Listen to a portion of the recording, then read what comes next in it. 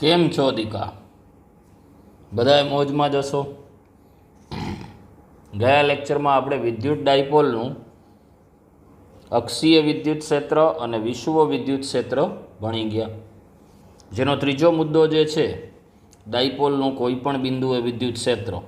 આ તમારા બોર્ડનો કોઈ થિયરી કે ટોપિક નથી, કોમ્પિટિટિવ એક્ઝામ માટે છે, જેની તારવણી અને ફાઇનલ સૂત્રો આપણે ધ્યાનથી જોશું. આકૃતિમાં દર્શાવ્યા પ્રમાણે એક્સ અક્ષને ધ્યાનમાં લ્યો. આ એક્સ અક્ષ છે, એના ઉપર આપણે એક ડાયપોલને મૂકી છે.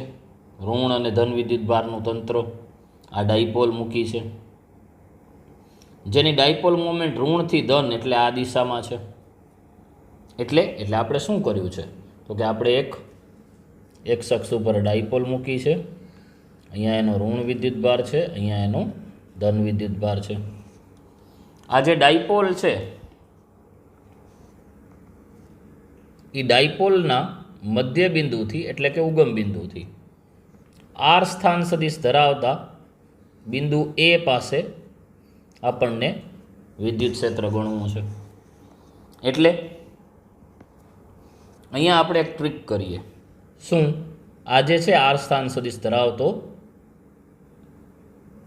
બિંદુ એ ડાયપોલ મોમેન્ટ સાથે થીટા ખૂણો બનાવે છે. આ છે એ ડાયપોલ મોમેન્ટ છે પી. તો આ પીના બે ઘટક લઈ લઈએ. પીનો અહીંયા જે ઘટક આવશે એ આવી રીતે આવી જશે. આ પી છે, થીટા અહીંયા બનાવે છે, એટલે આની સાથેનો ઘટક એનો આવી જશે પી કોસ થીટા, અને એને લંબ ઘટક એટલે આ જે છે એ આવશે પી સાઇન થીટા. આટલે સુધી સમજાઈ ગયું હશે. કાંઈ નથી કર્યું. જુઓ, આ ડાયપોલ જે હતી, આ ડાયપોલ મોમેન્ટ, એના બે ઘટક લીધા. એક ઘટક અહીંયા લીધો પી કોસ થીટા, અને એક ઘટક છે એ અહીંયા લીધો પી સાઇન થીટા. હવે આપણે એ પી કોસ થીટા ઘટકને ધ્યાનમાં લઈએ તો જુઓ, આ જે છે એ પી કોસ થીટા હતું, અને અહીંયાથી આર અંતરે બિંદુ એ છે. આ એનો કાલ્પનિક ધન વિદ્યુત ભાર અને આ કાલ્પનિક ઋણ વિદ્યુત ભાર. કાલ્પનિક એટલે આપણે એવું વિચારીએ છીએ કે આ ડાયપોલ છે અને અહીંયા શિફ્ટ કરી તો આ ધન અહીંયા આવી જાય ને ઋણ જે છે આ ઋણ અહીંયા આવી જાય. તો આ પી કોસ થીટા ઘટક જે છે એ એક ડાયપોલ છે એવું વિચાર લઈએ. આ ડાયપોલ મોમેન્ટનું નામ છે એ પી કોસ થીટા છે, અને એનાથી આર અંતરે બિંદુ એ છે, ત્યાં આપણને વિદ્યુત ક્ષેત્ર ગણવું છે. તો જોઈ શકો છો કે પી કોસ થીટા છે એ એની અક્ષ ઉપર જ આવી ગયું. એટલે અથવા એમ કહી શકીએ કે બિંદુ એ છે એ પી કોસ થીટાની અક્ષ ઉપર છે. તો આ પી કોસ થીટાનું એ બિંદુ પાસે અક્ષીય વિદ્યુત ક્ષેત્ર હશે આ દિશામાં. કેમ આ દિશામાં હશે? તો આપણને ખબર છે કે અક્ષીય વિદ્યુત ક્ષેત્ર છે ને એ ઋણથી ધન હતું, એટલે ઋણથી ધન એટલે આ જ દિશામાં હોય, એટલે આ અક્ષીય વિદ્યુત ક્ષેત્ર આવ્યું. હવે એવી જ રીતે બીજી એની ડાયપોલ મોમેન્ટ જે છે પી સાઇન થીટા, એને ધ્યાનમાં લઈએ તો જુઓ, આ જે છે એ આર હતો અને અહીંયા હતું પી સાઇન થીટા. તો ફરીથી આ જે છે એ કાલ્પનિક ઋણ વિદ્યુત ભાર, આ કાલ્પનિક ધન વિદ્યુત ભાર. કેવી રીતે? ફરી પાછું આનો આપણે ઘટક લઈએ છીએ. આ જે છે એનો ઘટક લઈએ છીએ, આ ઘટક. એટલે એવું વિચારીએ છીએ કે આ જે ડાયપોલ છે પી, એની આપણે આ ડાયપોલ બે ભાગમાં વહેંચી નાખી પીને, એક પી કોસ થીટા અને બીજું પી સાઇન થીટા. હવે પી સાઇન થીટાની વાત કરીએ છીએ, એટલે આ ધન વિદ્યુત ભાર છે તો અહીંયા કાલ્પનિક ધન આવે. આ ઋણ છે એટલે અહીંયા કાલ્પનિક ઋણ આવશે. તો આ જે છે અરેન્જમેન્ટ, એમાં જોઈ શકીએ છીએ કે બિંદુ એ છે એ આ કાલ્પનિક ડાયપોલ જેનું નામ પી સાઇન થીટા છે એના વિષુવ બિંદુએ છે. એટલે આનું વિદ્યુત ક્ષેત્ર જે છે એ વિષુવ વિદ્યુત ક્ષેત્ર આવશે, અને વિષુવ વિદ્યુત ક્ષેત્ર આ દિશામાં આવશે. કેમ આ દિશામાં? આપણને ખબર છે વિષુવ વિદ્યુત ક્ષેત્રની દિશા કઈ હતી? ધનથી ઋણ. યાદ છે તમને? ધનથી ઋણ. અક્ષીયની હતી ઋણથી ધન, વિષુવની હતી ધનથી ઋણ. તો જોઈ શકો છો તમે અહીંયા આકૃતિમાં કે આ સેમ આકૃતિ આપણે અહીંયા દર્શાવી છે, જે વસ્તુ તમને પેજમાં સમજાવી એ જ પ્રમાણે આટલી અરેન્જમેન્ટ તમને સમજાઈ ગઈ કે આ ઋણ વિદ્યુતભાર, ધન વિદ્યુતભાર, એના બે ઘટક, આ પી કોસ થીટા અને આ પી સાઇન થીટા. અહીંયા અક્ષીય વિદ્યુત ક્ષેત્ર છે, અહીંયા વિષુવ વિદ્યુત ક્ષેત્ર છે. આ વિષુવ છે અને આ અક્ષીય છે, એનો સરવાળો કરવો હોય તો આપણે સમાંતર બાજુ ચતુષ્કોણનો નિયમ લગાડવો પડે. એટલે અહીંયા વિષુવ આવશે ને અહીંયા અક્ષીય આવશે ને આ જે છે એનું પરિણામી મળશે. આ જે રેખા છે અક્ષીય દર્શાવ્યું છે ને, એણે આ એક્સ અક્ષને સમાંતર રેખા હોય એના સાથે થીટા જ ખૂણો બનાવેલો હોય. કેમ જોઈ શકો, આ અનુકોણ છે, આ સમાંતર રેખાઓ છે, આ એની છેદિકા છે, તો અહીંયા અનુકોણ બને એટલે આ બે સરખા હોય થીટા. અને આ ખૂણો છે એ આપણે આલ્ફા ધારી લઈએ છીએ. આ ખૂણો એટલે કયો ખૂણો? પરિણામી વિદ્યુત ક્ષેત્રનો અક્ષીય વિદ્યુત ક્ષેત્ર સાથેનો ખૂણો આપણે થીટા ધારી લઈએ છીએ. આકૃતિ છે એ તમે પહેલાં દોરી લ્યો, સરસ દોરજો. જોઈ શકો છો આખા એક પેજમાં એક આકૃતિ દોરી છે, કેમ કે આમાં જે છે એ આકૃતિ જ છે. આકૃતિ દોરી લો, પછી સામે રાખો અને પછી આની ગણતરી છે એ જોજો, એટલે કન્ફ્યુઝ ઓછા થશો અને બહુ સરળતાથી સમજી શકશો. હવે આપણે એની ગણતરી જોઈએ. તો આપણે જેમ હમણાં વાત કરી કે પી કોસ થીટા અક્ષીય ઘટક છે અને પી સાઇન થીટા છે એ વિષુવ ઘટક છે, તો અક્ષીય વિદ્યુત ક્ષેત્ર કેટલું થશે? તો અક્ષીય વિદ્યુત ક્ષેત્રનું સૂત્ર હતું 2kp ભાગ્યા r ક્યુબ. પણ જુઓ અહીંયા પી છે એ પી નથી, પી છે એ ડાયપોલ મોમેન્ટ છે અને અહીંયા આપણે જે ડાયપોલ મોમેન્ટ લીધી છે એનું નામ છે પી કોસ થીટા. જે અક્ષીય ડાયપોલ મોમેન્ટ આપણે લીધી હતી એનું નામ શું હતું? પી કોસ થીટા. તમે જોઈ શકો છો આ ડાયપોલ મોમેન્ટ હતી પી કોસ થીટા. આર અંતરે બિંદુ એ છે, ત્યાં આપણને અક્ષીય વિદ્યુત ક્ષેત્ર જોઈએ છે, તો એ અક્ષીય વિદ્યુત ક્ષેત્ર થઈ જાય 2kp cos થીટા ભાગ્યા r ક્યુબ. અને એવી જ રીતે વિષુવ વિદ્યુત ક્ષેત્ર આપણને જોઈએ તો વિષુવ વિદ્યુત ક્ષેત્ર છે એમાં આપણે ડાયપોલ મોમેન્ટ પી સાઇન થીટા લીધી હતી. વિષુવના સૂત્રમાં બે ના આવે, યાદ છે ને? એટલે આમાં કે પી સાઇન થીટા ભાગ્યા આર ક્યુબ આવશે. બહુ સારી રીતે તમે જોઈ શકો છો. વિષુવનું સૂત્ર ગયા લેક્ચરમાં આપણે જોયું જ હતું. હવે સમાંતર બાજુ ચતુષ્કોણના નિયમ પરથી જો આપણે પરિણામી વિદ્યુત ક્ષેત્ર મેળવવું હોય તો એ થઈ જશે ઈ નેટ બરાબર વર્ગમૂળમાં અક્ષીયનો વર્ગ પ્લસ વિષુવનો વર્ગ. તમને ખબર છે પરિણામી સદિશનું મૂલ્ય આર બરાબર √a² + b² + 2ab cos theta આવે. અહીંયા 2ab cos થીટા વાળું પદ છે એ નથી લેતા. કેમ કે અક્ષીય અને વિષુવ બે વચ્ચેનો ખૂણો 90નો હોય, તો 90 એટલે cos 90 છે એ 0 થઈ જાય, એટલે છેલ્લે વાળું લેવાની જરૂર નથી, માત્ર આગળના જ બે પદ આવશે. એટલે ઈ અક્ષીયનો વર્ગ આવશે ને એ વિષુવનો વર્ગ આવશે.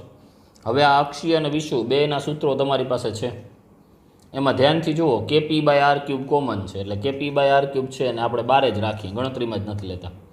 તો અહીંયાથી શું બચી જશે? kp/r³ નીકળી જાય તો 2 cos થીટા બચે, એનો વર્ગ શું થઈ જશે? 4 cos² થીટા. અને અહીંયાથી શું બચશે?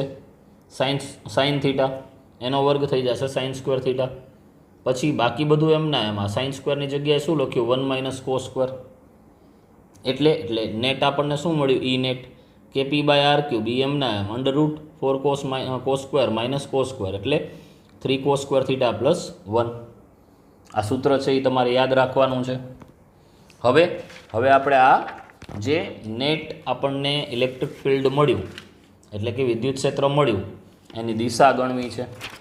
તો એની દિશા તમે બહુ સારી રીતે જોઈ શકો છો. દિશા એટલે આપણને આ ખૂણો શોધવો છે. તો આ ખૂણો જે છે એ કેવી રીતે શોધી શકશું?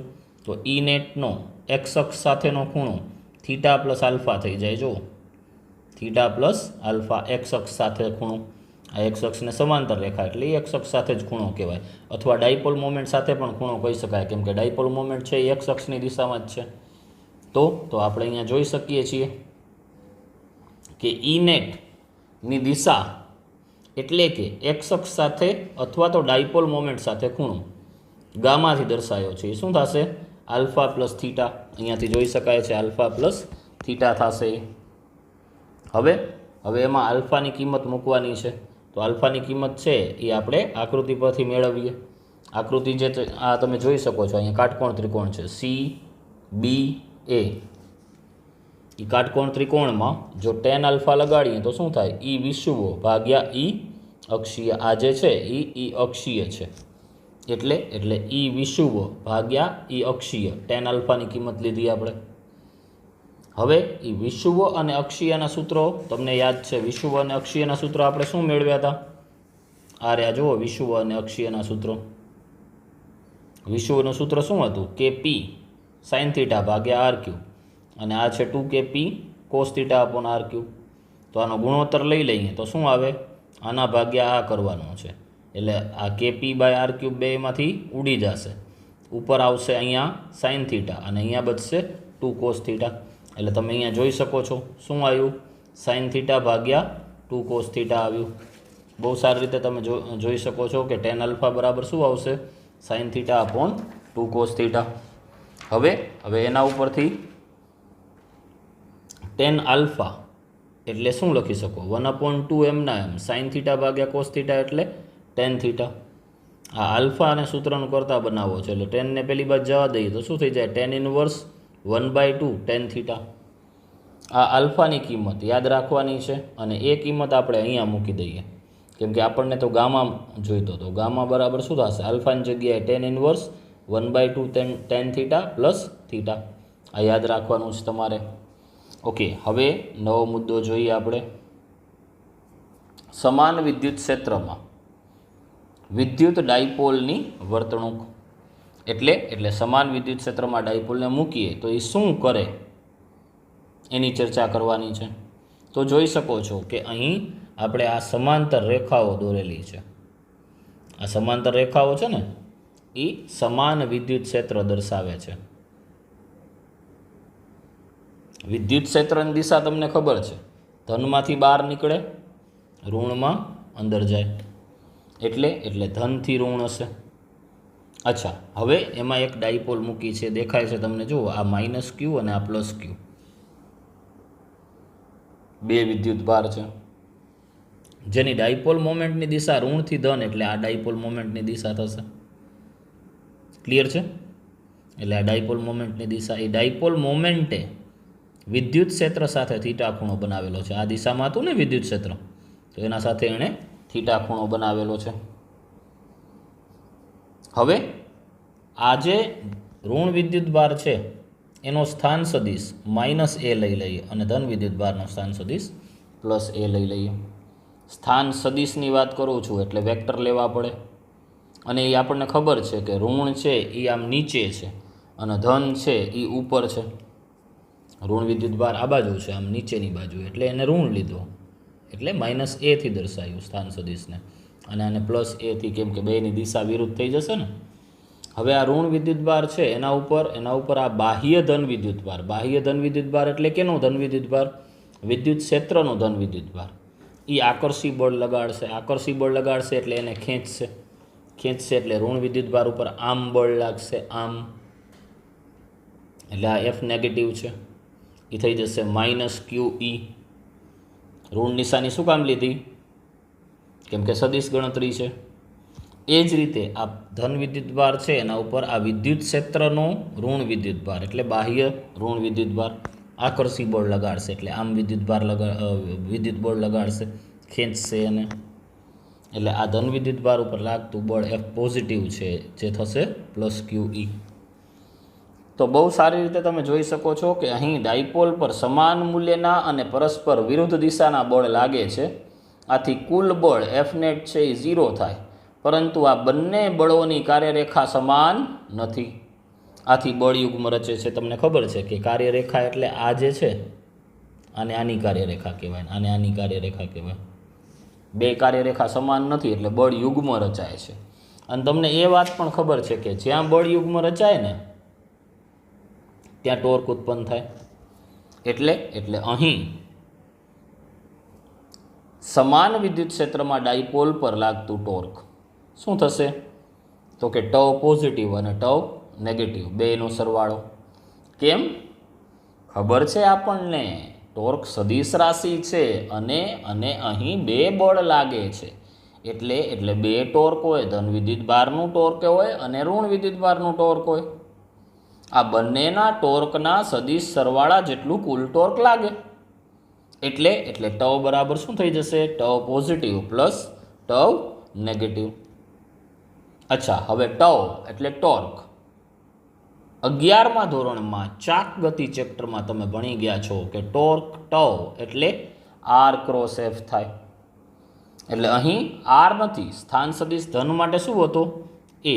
એટલે એ ક્રોસ એફ પોઝિટિવ, એ ધનનું ટોર્ક થઈ જશે. પ્લસ એમના એમ ઋણ વિદ્યુતભારનું ટોર્ક, તો ઋણ વિદ્યુતભારનો સ્થાન સદિશ માઇનસ એ હતો, એટલે માઇનસ એ ક્રોસ એફ નેગેટિવ થશે. એફ પોઝિટિવની કિંમત QE, એફ નેગેટિવની કિંમત માઇનસ QE. એટલે અહીં આ માઇનસ માઇનસ પ્લસ થઈ ગયું. તો પહેલું પદ આવ્યું એ ક્રોસ QE પ્લસ બીજું પદ પણ આવ્યું એ ક્રોસ QE. એટલે 2 ટાઈમ્સ એ ક્રોસ QE, 2 વખત એ ક્રોસ QE. એટલે હવે આ જે 2 એ ક્રોસ QE છે એમાં Q છે ને એ વિદ્યુત ભાર છે, અને વિદ્યુત ભાર અદિશ રાશિ છે. એ Qને આપણે અહીંયાથી ઉપાડી અને અહીંયા લખી નાખીએ. એટલે આવી રીતે લખી નાખીએ 2AQ ક્રોસ E. તમને એમ થશે સદિશ ગુણાકાર, ક્રોસ ગુણાકાર એટલે સદિશ ગુણાકાર. એમાં શું આપણે કોઈ પણ રાશિને આમ ગમે ત્યાં ફેરવી શકીએ? ના ફેરવી શકીએ બેટા. પણ Q છે ને એ અદિશ રાશિ છે, સદિશ રાશિને ન ફેરવી શકો. વિદ્યુત ભાર અદિશ રાશિ છે, એને ફેરવી શકો. એટલે Q જે છે એને આપણે અહીંયાથી ઉપાડી અને અહીંયા મૂકી દીધો. હવે આપણને મળ્યું શું? તો કે 2AQ ક્રોસ E મળ્યું. હવે 2AQ તો તમને ખબર છે, એને તો આપણે વિદ્યુત ડાયપોલ મોમેન્ટ P થી દર્શાવીએ છીએ. એટલે આપણને સમાન વિદ્યુત ક્ષેત્રમાં વિદ્યુત ડાયપોલ પર લાગતું ટોર્ક મળ્યું ટવ બરાબર P ક્રોસ E. જેમાં ટવ એનું મૂલ્ય જો જોઈતું હોય તો ટવ બરાબર થઈ જાય PE સાઇન થીટા. ખબર છે તમને સદિશ ગુણાકાર A ક્રોસ B એટલે AB સાઇન થીટા આવે, અને અદિશ ગુણાકાર A ડોટ B હોય તો AB કોસ થીટા આવે. એટલે અહીંયા P ક્રોસ E છે એટલે PE સાઇન થીટા આવશે, જ્યાં થીટા શું છે? થીટા એ P અને E વચ્ચેનો ખૂણો છે, એટલે કે ડાયપોલ મોમેન્ટ અને વિદ્યુત ક્ષેત્ર વચ્ચેનો ખૂણો છે. ઓકે, હવે એના અમુક ખાસ કિસ્સા ચર્ચી લઈએ. ધારો કે થીટા બરાબર 0 છે. જો બેટા થીટા 0 હોય તો સાઇન 0 શું થઈ જાય? 0 થઈ જાય. સાઇન 0 0 થાય એટલે જો થીટા 0 હોય તો ટોર્ક 0 મળે. ટોર્ક 0 મળે તો આવી કન્ડિશન થાય. આ કન્ડિશનમાં તમે જોઈ શકો છો કે ડાયપોલ જે છે એ આમ ગોઠવાઈ ગઈ છે, અને એના ઉપર આમ બે બાજુથી આમ બળ લાગે છે, એટલે આકર્ષી બળ લાગે છે.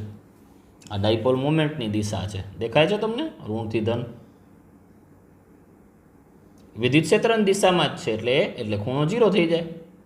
અને બે ઉપર આકર્ષી બળ લાગે જેના કારણે એ સ્થાયી સંતુલનમાં છે એમ કહેવાય. કેમ સ્થાયી સંતુલનમાં કહેવાય? કેમ કે વિચારી જુઓ, આ જે ડાયપોલ છે એને આપણે આમ થોડીક ડગાવશું તો શું થશે? પાછી ફરીને આમ ગોઠવાઈ જશે. એટલે આ સ્થિતિ એવી છે કે જે એની મોસ્ટ ફેવરેબલ સ્ટેટ છે, એને આ સ્થિતિમાં રહેવું ગમે છે. આ સ્થિતિમાંથી આપણે એને ચલિત કરીએ તો પાછી એ આ જ સ્થિતિમાં આવી જાય છે. એટલે આ સ્થિતિને સ્થાયી સંતુલન કહેવાય. સ્થાયી સંતુલન એટલે એવી સ્થિતિ કે જેમાં રહેવું ડાયપોલને ગમે, એમાંથી ચલિત કરીએ તો પાછી એને સ્થિતિમાં આવી જાય, એને કહેવાય સ્થાયી સંતુલન. હવે બીજો ખાસ કિસ્સો જોઈએ આપણે. બીજો ખાસ કિસ્સો જેમાં થીટા બરાબર આપણે લઈ લઈએ છીએ 180, એટલે પાઈ લઈ લઈએ છીએ. બહુ સારી રીતે તમે જોઈ શકો છો કે એમાં ઋણ વિદ્યુતભાર અહીંયા હશે ને ધન વિદ્યુતભાર અહીંયા હશે, એટલે ડાયપોલ મોમેન્ટની દિશા આ થશે, ઋણથી ધન. ઋણ X દિશામાં થશે ડાબી બાજુ, અને વિદ્યુત ક્ષેત્ર જમણી બાજુ છે. બે વચ્ચેનો ખૂણો 180 થઈ જશે. પાછું સાઇન થીટામાં સાઇન 180 છે એ તો 0 જ થાય, એટલે આ કેસમાં ટોર્ક તો 0 જ મળશે. પણ આમાં આ ધન વિદ્યુતભાર આ ધનને અપાકર્ષશે, આ ઋણને અપાકર્ષશે. એટલે આ ડાયપોલ છે એ અપાકર્ષણ બળની અસર હેઠળ સંતુલનમાં હશે. આવા સંતુલનને અસ્થાયી સંતુલન કહેવાય. શા માટે અસ્થાયી સંતુલન કહેવાય? વિચારી જુઓ, આને જરાક આમ ડગાવશો ને, આમ જરાક આમ ડગાવી તમે, એટલે શું થશે? એ આખી આમ ફરી જશે અને આમ ગોઠવાઈ જશે, કેમ કે એને અસ્થાયી સંતુલનમાં રહેવું ગમતું નથી.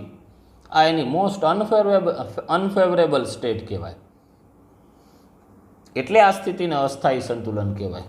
હવે જો થીટા બરાબર 90 હોય તો પીઈ સાઇન 90 તો 1 થઈ જાય ને, એટલે ટોર્ક મળશે પી ઇન્ટુ ઈ. હવે પીઈ મળે એટલે મહત્તમ ટોર્ક મળે. આ જે સ્થિતિ છે એ મહત્તમ ટોર્કવાળી સ્થિતિ છે, એટલે આમાં એ ફૂલ સ્પીડમાં ફરશે. આ સ્થિતિને અસંતુલિત સ્થિતિ કહેવાય, અસંતુલન કહેવાય. હવે વિદ્યુત ડાયપોલ જે છે એને સમાન વિદ્યુત ક્ષેત્રમાં વિચલિત કરવામાં આવે તો તે સરળ આવર્ત ગતિ કરે છે, જેના આવર્તકાળનું સૂત્ર તારવવું છે. ફરીથી તમે જોઈ શકો છો, અહીંયા વાદળી કલરથી તમને સમાન વિદ્યુત ક્ષેત્ર દર્શાવેલું છે, જે ધનથી ઋણ છે. એમાં આપણે કોઈ ડાયપોલને મૂકીએ ને તો શરૂઆતમાં એ આવી રીતે રહે. આવી રીતે રહે એટલે કેવી રીતે રહે? સ્થાયી સંતુલનમાં રહે. હવે એને આમ થોડીક વિચલિત કરવી હોય સ્થાયી સંતુલનમાંથી, તો આપણે ટોર્ક લગાડવું પડે, એટલે એ આપમેળે વિચલિત ના થાય. જોઈ શકો છો તમે, જુઓ આમ રાખેલી હોય તો એના ઉપર ટોર્ક લગાડવું પડે. આ એક્સટર્નલ ટોર્ક દેખાય છે, એક્સટર્નલ ટોર્ક એટલે આને અહીંયાથી આમ ડગાવીને આમ ફેરવી, એટલે બાહ્ય ટોર્ક લગાડ્યું. પણ તમને ખબર છે કે જેવું બાહ્ય ટોર્ક આવશે ને એટલે આ વિદ્યુત ક્ષેત્ર છે ને એ પાછી એને આમ ફેરવવાનો પ્રયત્ન કરશે. એટલે આ જે ટોર્ક છે એ કયું છે? તો કે પુનઃસ્થાપક ટોર્ક. અને આ ટોર્ક છે એ કયું છે? બાહ્ય ટોર્ક. બાહ્ય ટોર્ક એને સ્થાયી સંતુલનમાંથી ફેરવી અને પુનઃસ્થાપક ટોર્ક એને પાછી વિદ્યુત ક્ષેત્રની દિશામાં ગોઠવવાનો પ્રયત્ન કરે છે. તો જ્યારે ડાયપોલને સમાન વિદ્યુત ક્ષેત્રમાંથી વિચલિત કરવી પડે ત્યારે એને બાહ્ય ટોર્ક આપવું પડે. એ બાહ્ય ટોર્ક કેટલું હોય? તો આપણને ખબર છે કે બાહ્ય બળ F બરાબર ma હતું, તો બાહ્ય ટોર્ક શું થઈ જાય? એમની જગ્યાએ આઈ આવી જાય અને એની જગ્યાએ આલ્ફા આવી જાય. એટલે બાહ્ય ટોર્ક છે ટ બરાબર શું થઈ જાય? આઈ આલ્ફા. જ્યાં આલ્ફા કોણીય પ્રવેગ છે, જે શું થાય? કોણીય સ્થાનનું દ્વિતીય વિકલન, એટલે d² થીટા ભાગ્યા dt². તો આ આલ્ફાની જગ્યાએ આપણે d² થીટા ભાગ્યા dt² મૂકી દીધું. આને કહી દઈએ આપણે સમીકરણ નંબર 1. આ શું મળ્યું આપણને? આ બાહ્ય ટોર્ક મળ્યું, જે વિચલિત કરવા માટે જરૂરી હતું. પરંતુ સમાન વિદ્યુત ક્ષેત્રમાં પુનઃસ્થાપક સ્વરૂપનું ટોર્ક પણ લાગે છે. એ પુનઃસ્થાપક સ્વરૂપનું ટોર્ક એટલે τr, એટલે વિદ્યુત ક્ષેત્રએ લગાડેલું ટોર્ક, જે -pe sin થીટા થાય. બરાબર જોવો, શું કામ માઇનસ લીધું? આપણે તો હમણાં સૂત્ર તારવ્યું ને, એ સૂત્ર પ્રમાણે તો એ પ્લસ હતું ને, તો અહીંયા ઋણ નિશાની શું કામ લીધી? આ ઋણ નિશાની શું કામ લીધી? ઋણ નિશાની દર્શાવે છે કે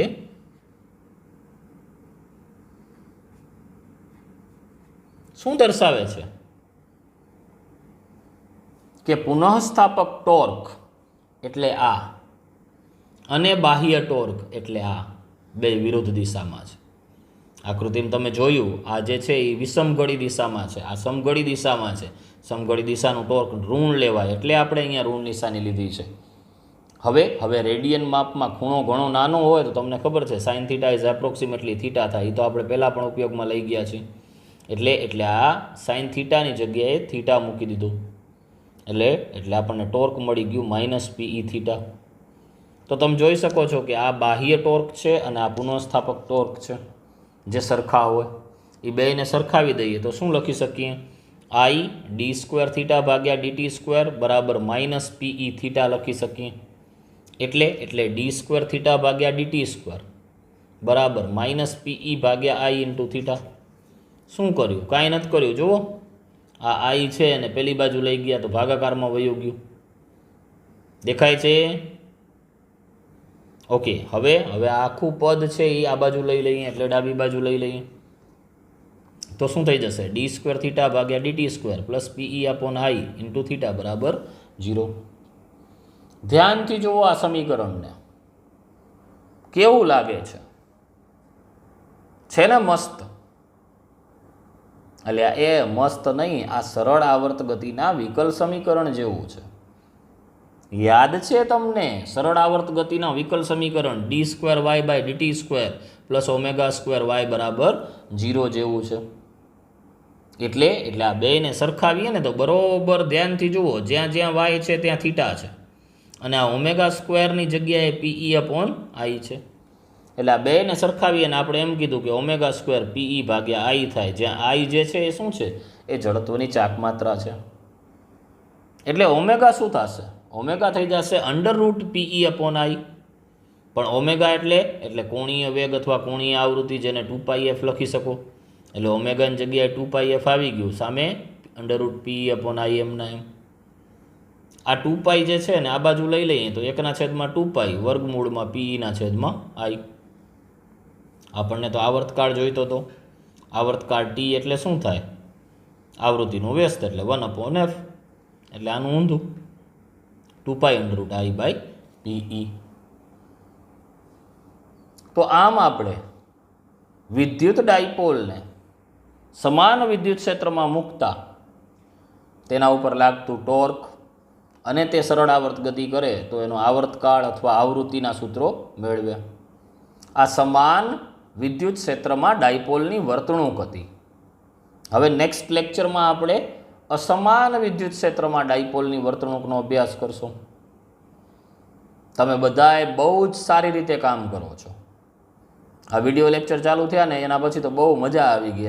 એમ તમે બહુ સારું કામ કરો છો ને એવું દેખાય છે. તમારા રિપ્લાય, તમારા ડાઉટ્સ, એના ઉપરથી એવો અનુભવ થાય છે. તમારું પણ ખરું છે, તમે હનુમાનજી જેવા છો.